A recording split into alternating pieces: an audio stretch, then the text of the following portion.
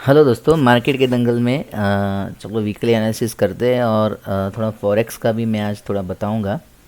क्योंकि मुझे ऐसा लग रहा है कि अपने मार्केट से फॉरेक्स में ट्रेड करना ज़्यादा अच्छा है, ज़्यादा रिटर्न मिल सकता है और सेफ़ भी है।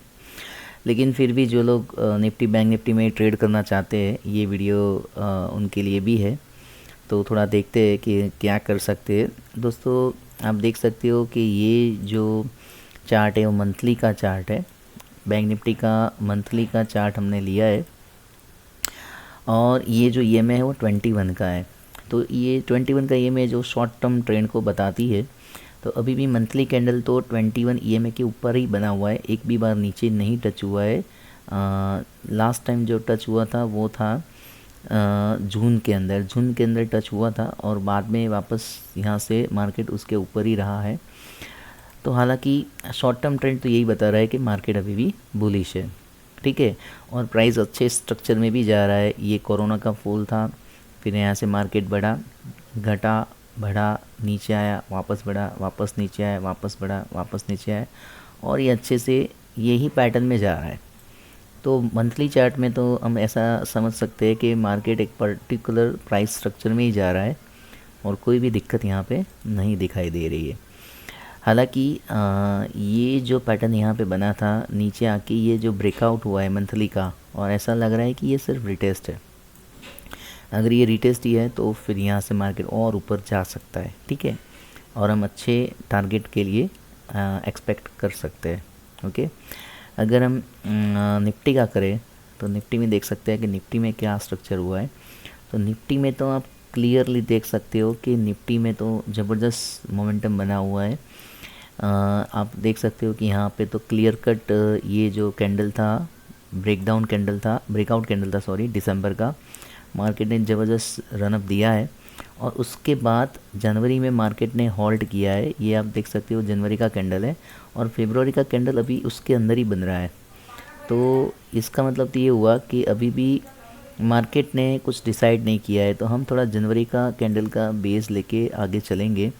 तो ये जनवरी का कैंडल का हाई है और यही जनवरी का कैंडल का लो है।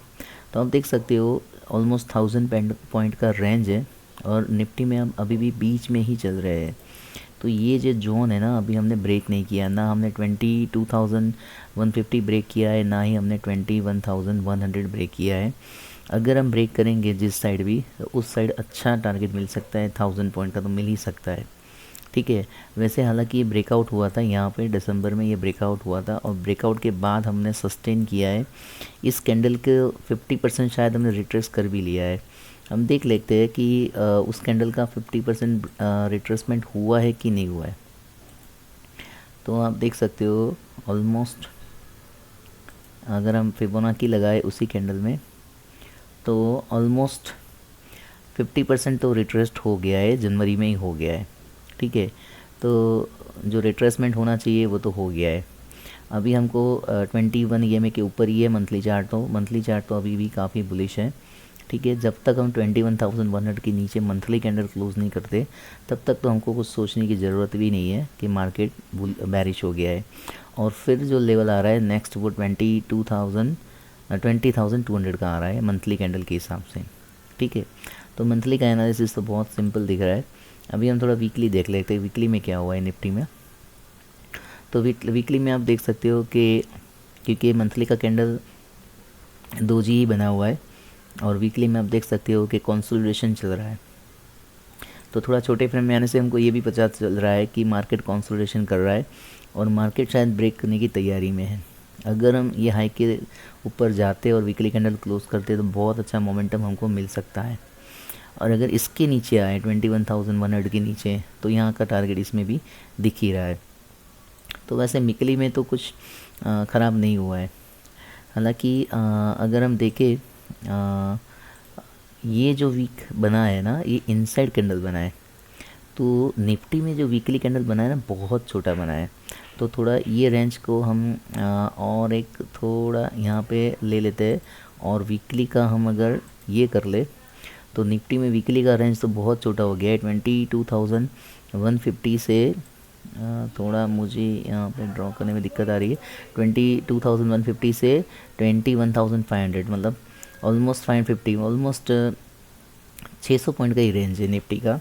और थोड़ा कॉम्पैक्ट डेफिनेटली हो गया है। वीकली में इनसाइड कैंडल भी बना है अगले कैंडल के, ठीक है। तो वीकली में थोड़ा ऐसा बोल सकते हैं कि बेरिश हरामी पैटर्न दिख रहा है, ठीक है। कि इनसाइड कैंडल है, टॉप पे है, तो बेरिश हरामी कैंडल यहाँ पे दिख रहा है। तो अगर 21,550 के नीचे हम वीकली में क्लोज करेंगे तो पहला टारगेट 21,100 और फिर सीधा हम 20,200 तक आ सकते हैं। तो निफ्टी में तो ये क्लियर कट दिख रहा है। अभी बैंक निफ्टी में देखते हैं कि क्या हुआ है। तो बैंक निफ्टी में उल्टा चित्तर हो रहा है। बैंक निफ्टी में कुछ अलग ही बता रहा है। निफ्टी के मुकाबले बैंक निफ्टी का चार्ट थोड़ा अलग है। तो क्योंकि बैंक निफ्टी में क्या हो रहा है कि बैंक निफ्टी में ये ऊपर का रेंज बन गया है, जो बन रहा है 48,629, जो हमारा लाइफ हाई था। और ऑलमोस्ट बैंक निफ्टी ने इनसाइड कैंडल बनाने की चेष्टा तो की थी, लेकिन बना नहीं है। थोड़ा उसने नीचे लोअर में टैप मार दिया है। तो हमारा जो रेंज बन के आ रहा है, क्योंकि ये वीक भी बैंक निफ्टी में भी छोटा ही है, तो अगर हम ये वीक का हाई जो बना था 46,200, अगर हम 46,200 के ऊपर जा रहे हैं तो फिर सीधा हमारा फर्स्ट टारगेट ये जो बन रहा है, ये वीक का हाई, अगले वीक का हाई 46,900 और उसके ऊपर हमारा सीधा 48,600 बन रहा है, ठीक है। तो ये वीक जो अभी गया है उसका हाई था 46,200, तो फिर हमारा नेक्स्ट टारगेट हो जाएगा 46,900। 700 पॉइंट तो सीधा हमको यहाँ से मिलना चाहिए, ठीक है। अगर हम नीचे जाते हैं 44,900 के नीचे, तो फिर बात बिगड़ भी सकती है और फिर सीधा यहाँ तक का टारगेट हम देख सकते हैं। जो मिल रहा है हमको नीचे के लिए मिल रहा है 42,100, जो काफ़ी नीचे आ रहा है। उसके पहले थोड़ा यहाँ पे भी ऐसा तो सपोर्ट है, ऐसा नहीं है कि सीधा नीचे घुस ही जाएंगे। 43,150 का भी एक अच्छा सा सपोर्ट है, ठीक है। तो बैंक निफ्टी में भी वीकली रेंज तो काफ़ी छोटी हो गई है अभी। उसके साथ साथ हमको विक्स भी देखना चाहिए। तो विक्स, अब देखो विक्स तो कंटिन्यूस बढ़ रहा है। Weeks week on week base पे ग्रीन में क्लोज दे रहा है। हालांकि पिछले वीक से हम इनसाइड कैंडल में बंद हुए हैं, तो विक्स का तो जो क्लोजिंग है वो थोड़ा अच्छा आ रहा है, ठीक है। मंथली में देखते हैं कि मंथली में कैसा बन रहा है विक्स का, और विक्स का मंथली में भी हैमर बना हुआ है, ठीक है। तो 20 के नीचे गया ही नहीं है मंथली में, मतलब लगातार 2 महीने से हम विक्स 20 के ऊपर, 21 ईएमए के ऊपर ही चल रहा है। इसलिए वॉलेटिलिटी भी बढ़ी हुई है। अभी भी आप देख सकते हो कि मार्केट में पिछले 15-20 दिन से वॉलेटिलिटी काफ़ी अच्छी बढ़ी हुई है। अब बैंक निफ्टी में थोड़ा देखते हैं डेली चार्ट में। मंथली का एनालिसिस हो गया हमारा, डेली का बाकी है। तो डेली का देखते हैं कि डेली में क्या हो सकता है। तो ये जो लाइन हमारी बन गई है, आप देखो डेली में अभी भी हम 21 ईएमए के नीचे चल रहे हैं डेली में, ठीक है। अभी डेली चार्ट में अगर हम देखें तो डब्ल्यू पैटर्न जैसा थोड़ा फॉर्म भी हो रहा है, आरएसआई भी थोड़ा बढ़ भी रहा है। तो अगर हम इस लाइन के ऊपर जा रहे हैं 46,200 के ऊपर, अगर ये वाला हम कुदा रहे हैं, सॉरी 46,900 के ऊपर अगर हम जा रहे हैं, तो फिर डब्ल्यू पैटर्न का ब्रेकआउट हो सकता है और फिर सीधा हम लाइफ हाई को टच कर सकते हैं। तो ये जो है ना पॉइंट, वो बहुत इंपॉर्टेंट है 46,900 वाला। ये जो वीक हमारा क्लोज़ हुआ है 45,600 के आसपास क्लोज़ हुआ है। तो यहाँ से हमारा 1300 पॉइंट का लक्ष्य होना चाहिए अगर ऊपर हम जाते हैं तो। आप देख सकते हो डेली में 3 दिन काफ़ी कंसोलिडेट करने के बाद एक ग्रीन बनाया और फिर वापस रेड बना दिया है। तो कंटिन्यूशन तो नहीं मिला है। यहाँ पे भी बड़ा रेड बना था, फिर वापस ग्रीन हो गया है, तो कंटिन्यूशन नहीं मिल रहा है। तो अच्छी बात है, मतलब बायर्स अभी भी लौटे हुए हैं, बायर्स अभी भी मार्केट में से निकले नहीं है, ये तो यही बता रहा है। अगर हम निफ्टी में देखें तो निफ्टी में क्या हो रहा है, तो निफ्टी में हालांकि हैमर कैंडल बना है, अभी भी 21 ईएमए के ऊपर ही हम बने हुए हैं। तो निफ्टी में भी काफ़ी अच्छा सपोर्ट तो बना हुआ है। यहाँ पे सपोर्ट भी है 21,750 के आसपास सपोर्ट भी है और उसके ऊपर हमने क्लोज़ किया है।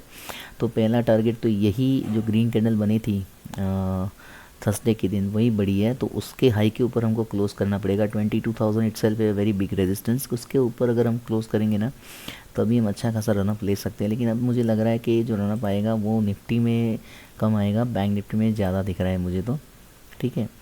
तो अच्छा खासा बढ़ा हुआ है। थोड़ा रिलायंस का देख लेते, रिलायंस में क्या हो रहा है। तो रिलायंस में डेली चार्ट में अच्छा पैटर्न बना हुआ है, और वीकली और मंथली में क्या है देख लेते हैं। तो वीकली में भी काफ़ी अच्छा फॉर्मेशन बना है, आप देखो उसमें भी बैंक निफ्टी के जैसा बना हुआ है, सॉरी निफ्टी के जैसा बना हुआ है। तो वीकली में बहुत बड़े कैंडल बनाई थी और उसके बाद कंसोलिडेशन हो रहा है। तो रिलायंस में भी चार्ट पैटर्न तो बहुत अच्छा है, हालांकि बहुत बढ़ गया है, थोड़ा रिट्रेसमेंट ले सकता है। नीचे से अगर देखा जाए तो काफ़ी अच्छा बढ़ गया है, तो थोड़ा रिट्रेसमेंट यहाँ पे आ सकता है। अगर हम ओपन इंटरेस्ट की बात करें तो आप देख सकते हो कि निफ्टी का जो है 0.78 है, और अगर हम बैंक निफ्टी का देखें तो 0.86 है नेक्स्ट एक्सपायरी के लिए। लेकिन अगर हम मंथली में देखेंगे तो थोड़ा पिक्चर अलग है। अब देखो बैंक निफ्टी का 0.94 है, लेकिन निफ्टी का अगर हम देखें तो निफ्टी में जो पीसीआर आ रहा है 1.23 आ रहा है, और आप देख भी सकते हो कि मंथली में जो सिग्निफिकेंट पुट कॉल रेटिंग है ना सीधा 22,500 पे हो रखी है, और उसके ऊपर सीधा 23,000 पे हो रखी है। तो ये थोड़ा ज़बरदस्त है, नीचे के लेवल पे हर जगह पे ज़बरदस्त बायर्स बैठे हुए हैं, आप देख सकते हो यहाँ पे, और यहीं पे सिर्फ सेलर है यहाँ पे और यहाँ पे। तो मंथली एंड तक हमको 22,500 मिल सकता है, इससे तो यहाँ यही दिख रहा है। ठीक है, अगर हम बैंक निफ्टी का देखें तो बैंक निफ्टी का देखना पड़ेगा, बैंक निफ्टी में मंथली में क्या बन रहा है। तो बैंक निफ्टी में मंथली पे कहाँ राइटिंग हो रखी है, तो बैंक निफ्टी में भी देख सकते हो कि जो थोड़ा सिग्निफिकेंट राइटिंग है 47,000 पे है।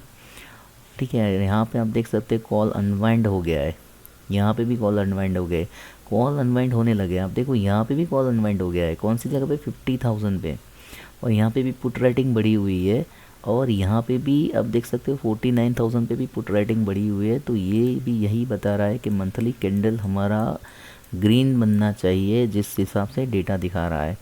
तो डेटा तो मुझे काफ़ी बुलिश दिख रहा है यहाँ से। तो मेरा जो व्यू है ये चार्ट को देख के मुझे भी पॉजिटिव ही नज़र आ रहा है, कुछ भी नेगेटिव नज़र नहीं आ रहा है। मैंने टारगेट्स दे दिए, अगर उसके नीचे हम क्लोज़ कर रहे हैं तभी हमको नीचे का सोचना है, अदरवाइज़ ऊपर का ही सोचना है। अगर नीचे आना होता तो थर्सडे के बाद जो फ्राइडे को हमको रिकवरी मिली वो नहीं मिलनी चाहिए थी। और अब देखो फ्राइडे के दिन बाइंग आई है, अगर हम ये देखें ना तो फ्राइडे की ये वीकली है, अगर हम देखें ना तो फ्राइडे के दिन अच्छी बाइंग आई है, वो भी बैंक निफ्टी में बहुत अच्छी बाइंग आई है। तो ये तो यही सजेस्ट कर रहा है, क्योंकि फ्राइडे को कोई बाय करके जा रहा है, इसका मतलब क्या हुआ कि वो लोग अभी भी सेंटिमेंट्स पॉजिटिव बना के रखे हुए हैं, अभी भी मार्केट नीचे आने के लिए तैयार नहीं है। तो मुझे यहाँ से मार्केट में अभी भी पॉजिटिविटी दिख रही है। ठीक है, अब थोड़ा फॉरेक्स का डिस्कस कर लेते हैं। फॉरेक्स में नॉर्मली मैं गोल्ड ट्रेड करता हूँ, और गोल्ड में हम देखें तो डेली चार्ट तो काफ़ी बैरिश बना हुआ है। यहाँ पे 2 दिन के कंसोलिडेशन के बाद थर्सडे का जो कैंडल है बहुत रेड बना है। तो गोल्ड में अभी थोड़ा मुझे वीकनेस दिखाई दे रहा है। अगर इसके नीचे हमने चले गए ना 2017 के नीचे, तो सीधा यहाँ तक का टारगेट मुझे दिख रहा है, जो कि बन के आ रहा है 1975। जब तक हम ऊपर का लेवल का, अगर मैं ट्रेंड लाइन भी ड्रॉ करूँ थोड़ा, तो ये मुझे ट्रेंड लाइन दिख रहा है यहाँ से यहाँ तक का। ठीक है, तो ये ट्रेंड लाइन को फॉलो करेंगे हम। तो अगर जब तक ये ट्रेंड लाइन को ब्रेक नहीं हो रहा है, और जब तक हम 2056 के ऊपर हम क्लोज़ नहीं कर रहे हैं, तब तक हमारा ऊपर का चांस कम है। अगर उसके ऊपर क्लोज़ हो गए 56 के ऊपर तो 90, और सीधा फिर यहाँ तक हम जा सकते हैं 2130। तो गोल्ड में अभी भी काफ़ी अच्छा कंसोलिडेशन है। डेली टाइम फ्रेम में अगर हम देखें तो थोड़ा कंसोलिडेशन बन रहा है, और ये छोटा बनता जा रहा है। अगर हम देखें ना तो ये छोटा बनता जा रहा है, अगर ऐसे हम ट्रेंड लाइन मैच करें ना तो छोटा बन रहा है, आप देख सकते हो। तो ये भी ब्रेकआउट करने की तैयारी में है, ऐसा दिख रहा है।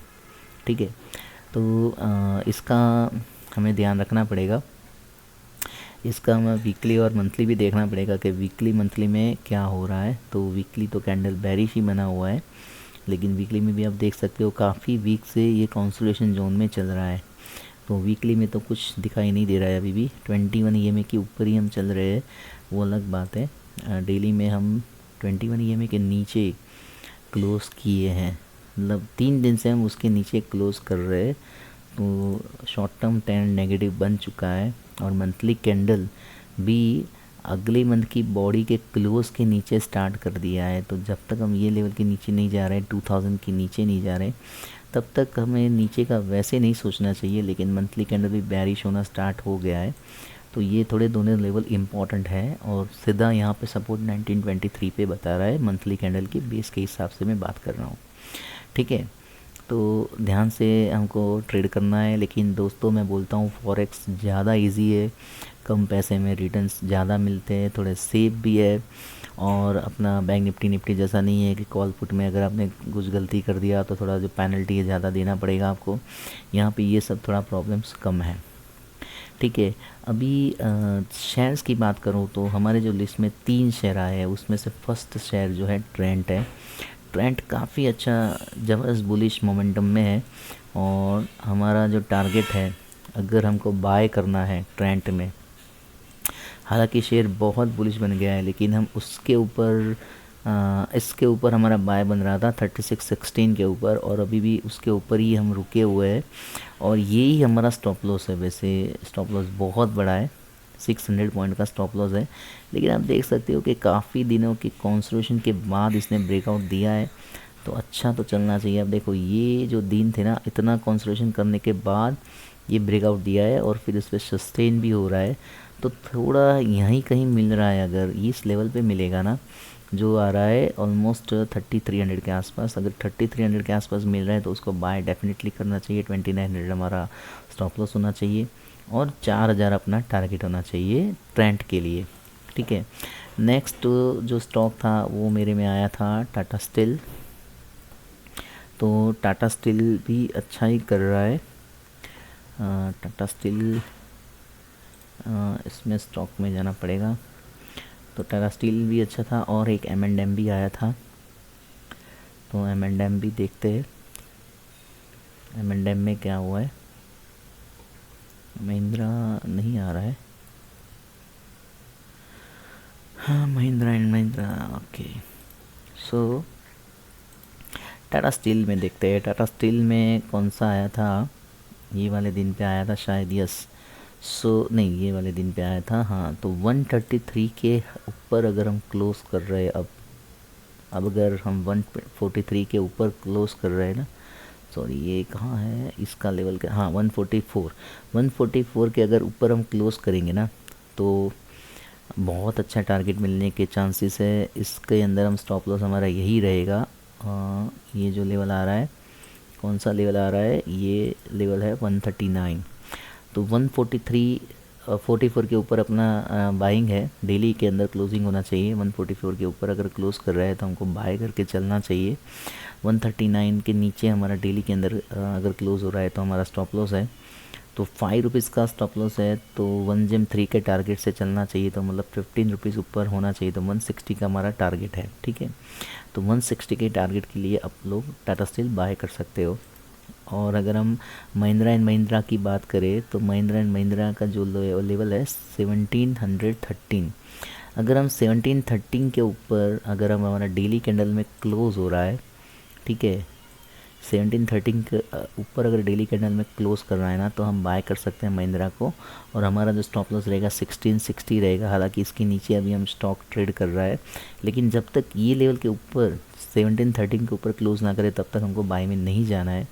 1713 के ऊपर ही हमको बाय करना है, और 1660 हमारा स्टॉप लॉस रहेगा। तो इसमें भी आपका ऑलमोस्ट 50 रुपीज़ का स्टॉप लॉस बन रहा है, तो हमको 100 रुपीज़ के टारगेट के लिए जाना चाहिए। मतलब टारगेट जो बनेगा 1800 का टारगेट बन सकता है। इसमें डेली में पैटर्न भी अच्छा दिख रहा है मुझे, आप देख सकते हो कि कप एंड होल्डर पैटर्न मुझे ऐसा दिख रहा है। तो अगर ये हो रहा है तो बहुत अच्छा टारगेट मिलेगा। आप क्यों देख सकते हो यहाँ पे जो लाइन है और ये जो डिस्टेंस है बहुत अच्छा है। अगर हम देखें तो कितना बन रहा है, 1733 से 1585, मतलब 130 पॉइंट बन रहे हैं। तो यहाँ से 130 पॉइंट ऊपर जा सकते हैं, तो 1900 तक जा सकते हैं। तो 1713 के ऊपर हमको बाय करना है, 1660 हमारा स्टॉप लॉस है, और 1900 हमारा टारगेट हो सकता है। तो दोस्तों आज के लिए इतना ही है। अगर वीडियो अच्छा लगे तो लाइक करें, शेयर करें, सब्सक्राइब करें। जय हिंद।